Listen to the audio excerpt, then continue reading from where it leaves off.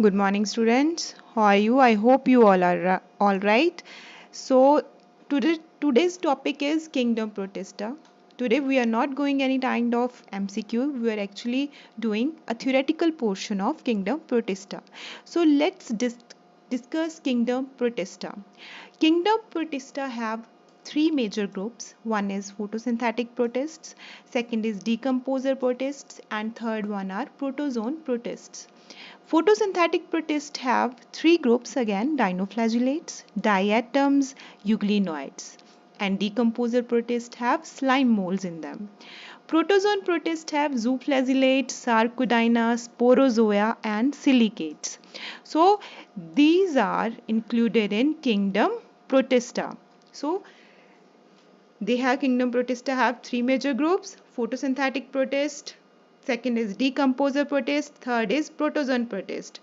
Photosynthetic protists are dinoflagellates, diatoms, euglenoids. That means they have photosynthetic pigments in them that will we discuss in later stages. And then second one are decomposer protist slime molds. They are colorless. They are because they don't have any kind of photosynthetic pigment.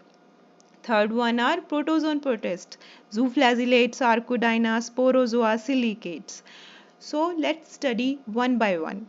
First one are dinoflagellates. The characteristics of dinoflagellates. So let's study the characteristics of dinoflagellates. They are unicellular golden brown photosynthetic protists. Mainly they are holophytic in nutrition, but some forms are saprobic. That means they feed on dead and decaying matter.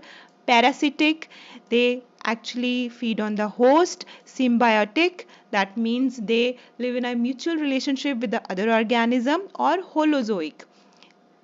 Next one are cell wall. Next one is very important, that the cell wall of dinoflagellate is composed of cellulosic cellulosic plates, and these plates are known as theca or lorica.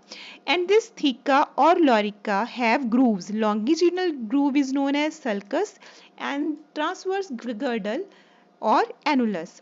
They have a large nucleus that is known as mesokaryon.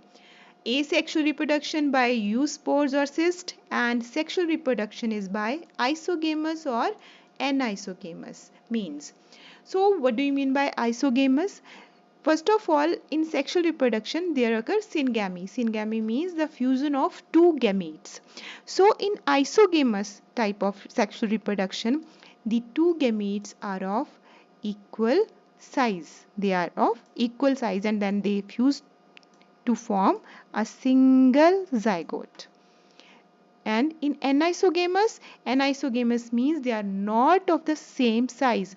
One is small and the other one is large, or one is non-motile, the other one is motile. Got it? So dinoflagellate characteristics are they are golden brown photosynthetic protists. They have mainly holophytic nutrition, but other nutritions are also takes place in them. Cell wall is composed of cellulosic plates, that is known as theca or lorica. Nucleus is known as mesokaryon. Asexual reproduction by zoospores or cyst. Sexual reproduction by isogamous or anisogamous types. Their example has been discussed in the MCQ video. So you can go check that. Next is characteristics of diatoms. Diatoms. These are also photosynthetic in nature. They are phytoplanktons. Chiefly they are phytoplanktons. They are benthos also. They grow in the moist areas also, but chiefly they are phytoplanktons. That's why they are the chief producer in ocean. Very important point. Please note down that diatoms are chief producers of oceans. They do not possess flagella. Like dinoflagellates have flagella, but diatoms do not have flagella except in reproductive stage, because in reproductive stage sometimes the gametes may be motile. Their cell wall have silica. That's why siliceous cell wall that don't decompose easily, and they were collected over millions of years in the sea floor called diatomites or diatomaceous earth. That the sea floor where they get collected, that sea floor is known as diatomaceous earth. Next, they are unicellular in various shapes and they are photosynthetic organism, that we all know. Their cell wall is composed of two halves, that is, one is epitheca, other is hypotheca. Which one is epitheca? The upper one is epitheca and the lower one is hypotheca. I hope you learned that. Asexual reproduction takes place by binary fission and sexual reproduction by fusion of gametes. Here one question arises that name one protist group where flagella is absent but that is present in reproductive stage. The answer is diatoms. Okay, next, euglenoids. So euglenoids are unicellular flagellates, but some forms are non-flagellates because exceptions are there always. They occur everywhere, in fresh water, in soil, brackish water, or even in the salt water. The most common species, Euglena viridis. Euglena viridis, that is seen in our laboratories, in our school labs also. We can see them. Take a drop of fresh water on your slide and then see it under microscope. They have mixotrophic nutrition. Mixotrophic means when the conditions are favorable, they actually produce their own food. They have photosynthetic pigment. But when there are unfavorable conditions, sometimes they become parasitic or saprobic in nature. So that type of nutrition is known as mixotrophic nutrition, when two type of nutrition takes place in the single organism. Next, asexual reproduction is by longitudinal binary fission and sexual reproduction is absent in euglenoids. Let's see the structure of euglena. Here is the structure of the euglena. The outer layer is known as pellicle. The interior end is known as cytostome. Actually, it is the mouth, and below it a cavity, that is cytopharynx, and below cytopharynx there is the cavity that is known as reservoir. At the base of the reservoir there are two basal granules from where two flagella rises, and these two flagella actually join together at a point known as paraflagellar body, from where a single flagellum arises. Actually, there are two flagella which actually fuse together at point, that is paraflagellar body, and from where a single flagellum arises. So, a orange red colored eye spot or stigma, that is this one, eye spot or stigma, it is orange colored. That, I hope you are seeing this. Stigma is located at the base of the flagellum attached to the membrane of reservoir at the level of paraflagellar body. They are present at the level of paraflagellar body. And what is the function of this stigma or this paraflagellar body? Stigma actually, it is red in color, orange red in color, because it has a pigment that is astaxanthin, and these two, paraflagellar body and eye spot, act as photoreceptor and direct the organism towards the optimum light. And here is a contractile vacuole also that helps in osmoregulation. These are paramyelin bodies. Paramyelin bodies are actually reserve food of the euglena, and that is chloroplast that helps in photosynthesis, and there is a nucleus, a large nucleus. So this is the structure of a typical euglenoid, or we can say euglena.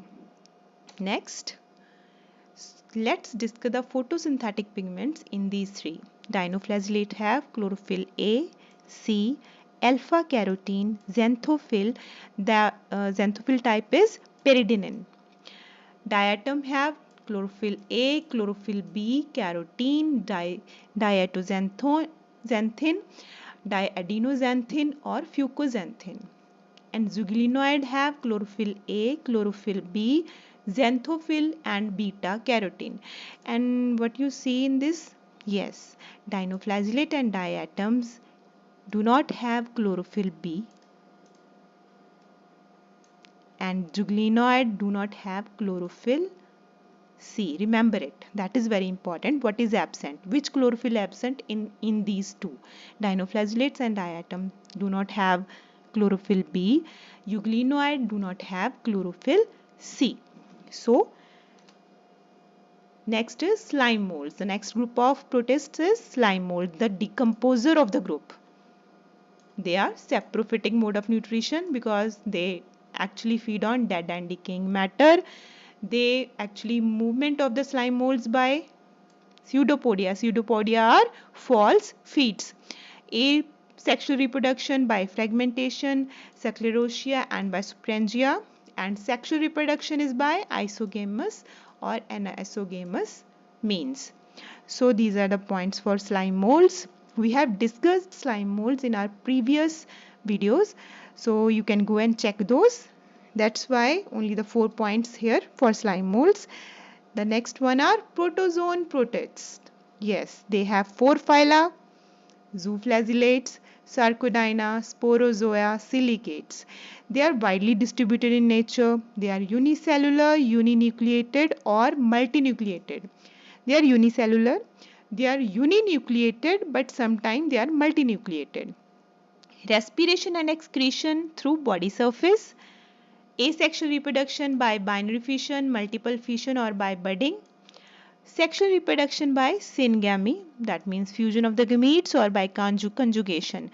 And conjugation means the genetic material of the one gamete actually transferred to the another gametes via conjugation bridge.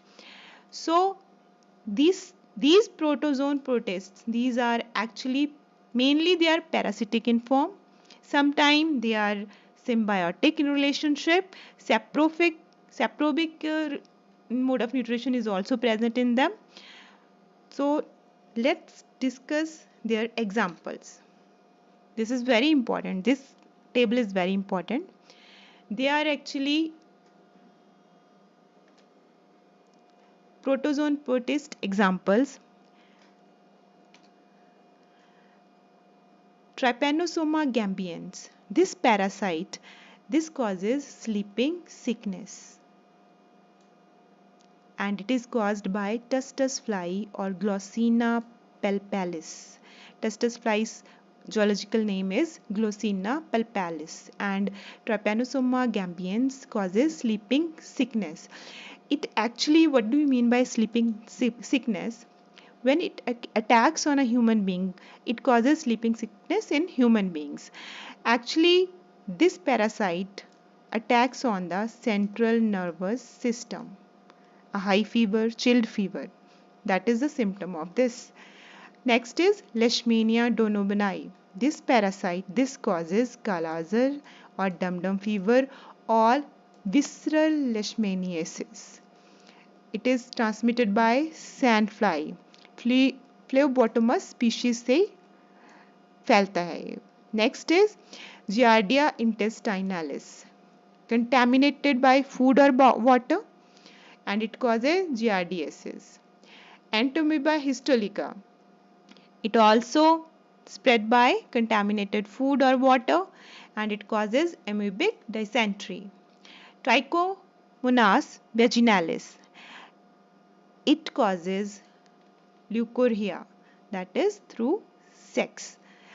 This is a disease in vagina.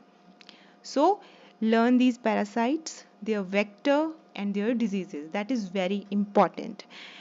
And that's all for today. Thanks for watching. If you like it, do share, like, comment and subscribe. Thank you so much for watching.